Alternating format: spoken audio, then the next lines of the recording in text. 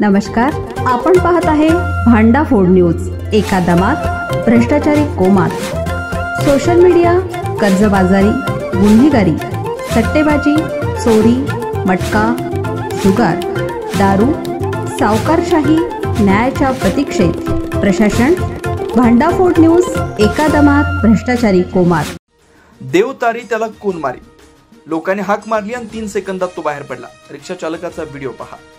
आसाममधील सिलचर जिल्ह्यात एका रिक्षा चालकाने मृत्यूच्या दाढेतून परत येण्याचा एक थरारक अनुभव घेतला।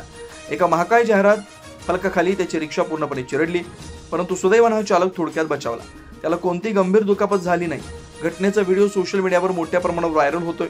ही घटना मुंबईतील घाटकोपर होर्डिंग दुर्घटनेची आठवण करून देणार आहे, जिथे अनधिकृत आणि प्रचंड मोठे होर्डिंग कोसळल्यामुळे 17 निष्पाप लोकांना आपला जीव गमवावा लागला होता। सिलचरमधील या घटनेने पुन्हा एकदा शहरातील होर्डिंगच्या सुरक्षिततेवर गंभीर प्रश्नचिन्ह उभं केलं। व्हिडिओमध्ये स्पष्ट दिसतंय की रिक्षा रस्त्याच्या कडेला उभी असताना अचानक वादळी वाऱ्यामुळे एक भलं मोठं होर्डिंग रिक्षावर कोसळलं। होर्डिंगचा सांगाडा रिक्षावर पडताच ती पूर्णपणे दबून गेली, पण रिक्षा चालक वेळीच बाहेर पडल्याने त्याचा जीव वाचला। जर रिक्षा चालकाने क्षणार्धात बाहेर पडण्याचा निर्णय घेतला नसता तर मुंबईतील घटनेची पुनरावृत्ती झाली असती। या घटना वारंवार घडत असल्याने प्रशासनाने तातडीने कठोर उपाययोजना करणं आणि अनधिकृत तसेच धोकादायक होर्डिंग्स काढून टाकणं आवश्यक आहे।